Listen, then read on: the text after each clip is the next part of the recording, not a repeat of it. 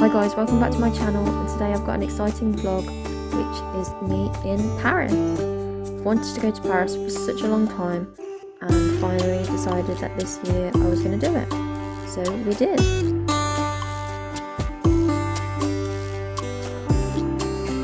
We planned so much for the trip and we actually managed to tick a lot of it off the list.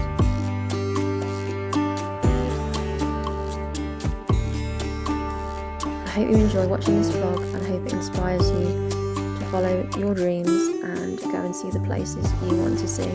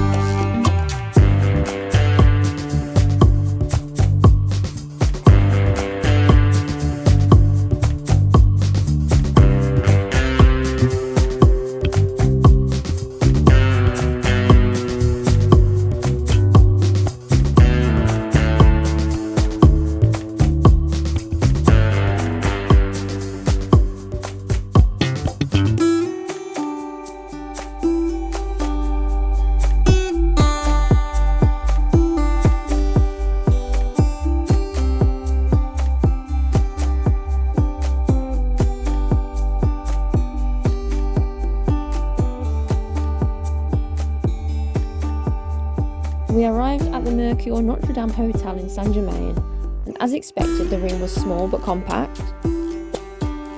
All the YouTube videos that we'd watched prior to booking our hotel had advised that this was very typical for Paris, so this was fine as we didn't plan on spending much time at the hotel as we had come to explore. Having said that, the hotel was very nice. The rooms were clean, vibrant, and freshly decorated, and the staff very friendly and helpful. And we were literally down the road from the Notre Dame, so in a great location for walking to the sites we wanted to, and in a good location to not have to travel far on an evening after dinner. After dropping the bags, we went straight for a walk, and this is when we realised just how close the Notre Dame was. Following the fire there a few years ago, work to renovate is still underway, so it remains closed until December 2024, but a sight it was from the outside nonetheless. Also in that area, we walked past the famous Shakespeare bookshop and then took a stroll along the roadside overlooking the Seine, which had these cute little huts for selling old books, prints and little souvenirs. We managed quite a good walk on the first day and grabbed a quick bite to eat before heading out on the evening for a few drinks and to plan the next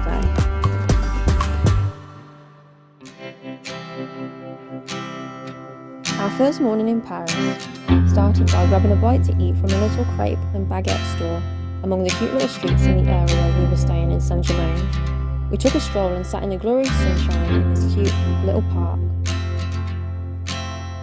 Today was a day we had pre-booked to see the Eiffel Tower at 5 PM, so we opted for the morning to explore some of the area where we were staying. I had purchased the DK Eyewitness travel guide for Paris, which came with a little map, which I think is a great thing to have in addition to Google Maps, as it enabled us to see clearly all the sites within an area, so we could be sure to make the most of our travels around the city. We decided to take a walk to the Jardin de Luxembourg as it wasn't far from where we were staying.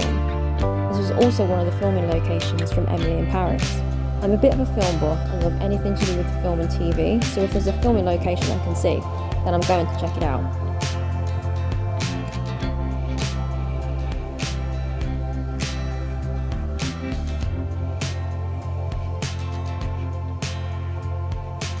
The Jardin de Luxembourg was free to enter and was amazing to see. It was so pretty.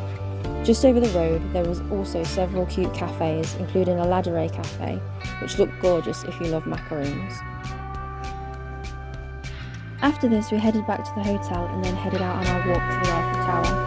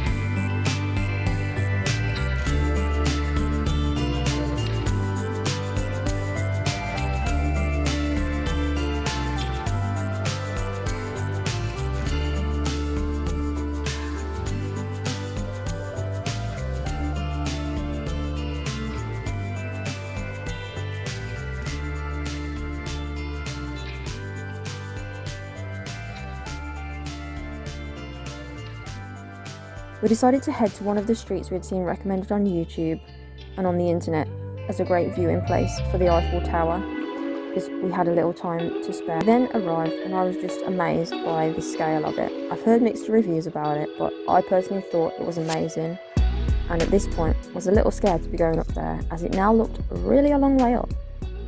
We wandered around the grounds waiting for our time slot, grabbed some fries from the snack bar, and then we headed in.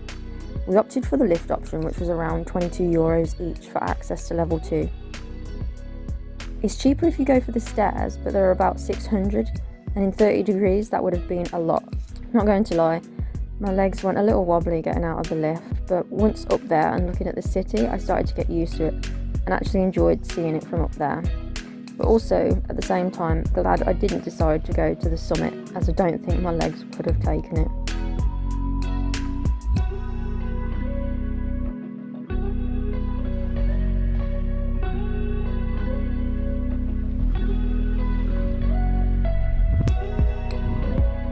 The view just showed the vastness of the city, and we could see the Olympic stadiums almost ready to go.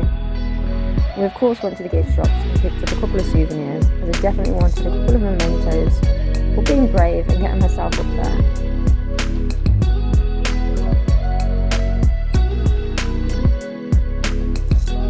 We walked down to level 1 and grabbed a slush from the cafe, and yeah, wasn't going to walk on that glass floor.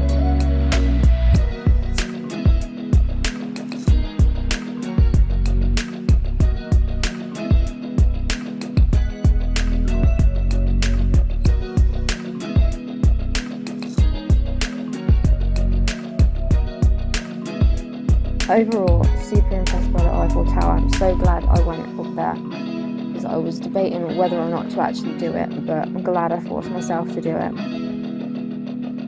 It did not disappoint. I only wish I'd got to see it light up at night, but being July, the nightfall was quite late, so we didn't manage to get back to that area to see it. We got a taxi back to the hotel, as it was all walked out at this point, and got ourselves ready for dinner and went to this cute bistro close to where we were staying, which had great food and again, lovely staff and very friendly, great service. Chilled out and watched Paris go by. On to day 3. Today we'd planned to go to the Louvre, so again decided to take a slow walk. Also thought that we would pay on the door, but due to the Olympics found we had to pre-book. Already queuing, and now all sold out online, I searched for other websites and found 2 tickets for about an hour and a half later, but at 3 times the price. I was determined I was going in now that I was there and in the queue, and it was my own fault really for not planning ahead. So yeah, no one to blame but me on that one.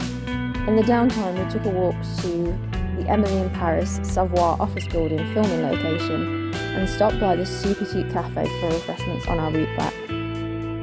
Having then queued for the second time for the Louvre, we got to the front and then realised we needed photo ID to get in, which we had left at the hotel.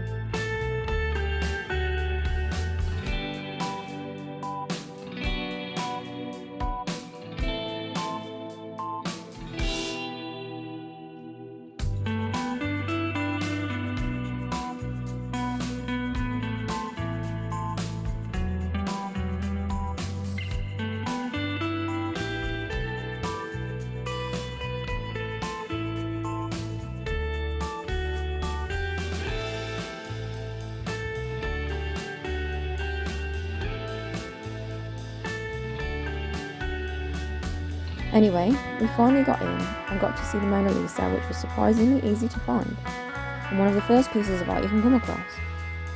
If you're going to the Louvre, definitely fuel up before you go. That is a long walk, there is so much to see. I'm not so much into artwork as I am architecture, so for me the beauty of these places is the buildings. I literally walked around Paris so amazed by their ceilings, beautiful ceilings, which you will see so many of in this vlog. So if you're not so much into art, it's still an amazing sight to see, and of course there are so many historical artefacts as well as the huge paintings. If you have the stamina, you can easily spend the day there and see some amazing sights.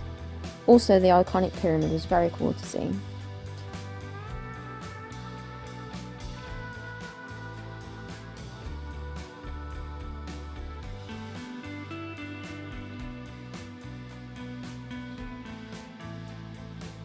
After a few hours, I needed cake and could go on no more. So we headed out and back to the hotel. We finished off the day again back at the Saint Germain area for dinner.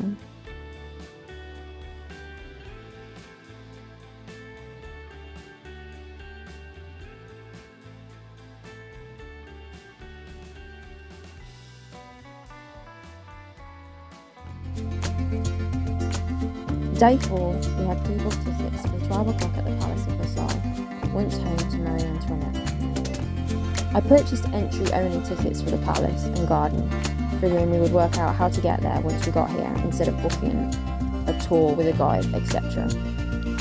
Turns out it was actually really easy to get there. We just went to the metro station closest to us, asked at the desk, and they basically said we need to take the RERC train, which we did. And we basically walked down through the metro and got straight on the train. Arriving at Versailles, again, an amazing scale, gardens and more fabulous ceilings. The video speaks for itself. The fountain shows with music were very cool. You could definitely get lost and spend all day wandering the gardens.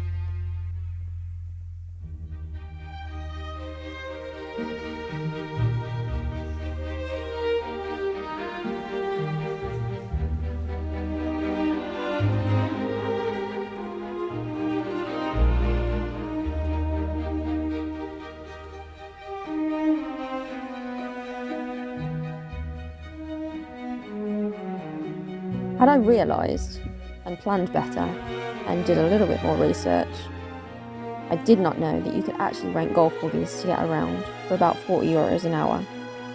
And when I got there and I saw this, I went looking for the information, which I then discovered. The only disappointing thing was that you needed a driver's licence for it, and we didn't have them with us, so no golf buggies for us.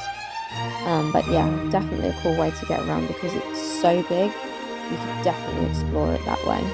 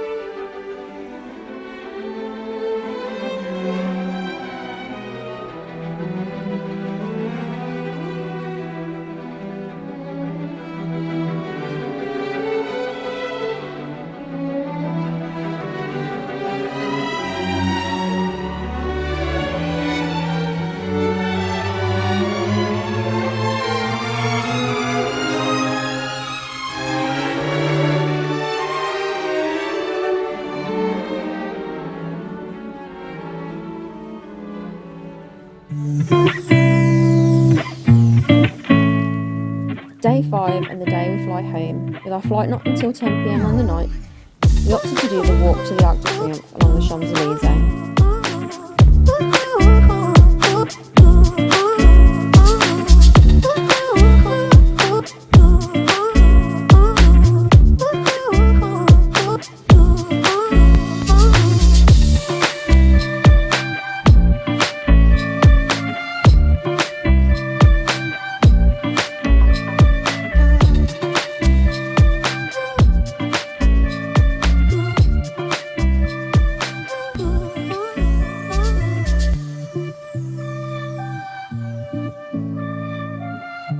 The Arc de Triomphe was very impressive, and again another great piece of architecture.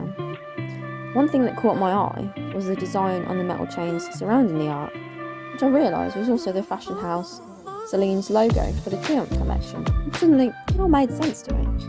Now I want the sunglasses even more. Definitely a fashion house I would love to purchase a few items from.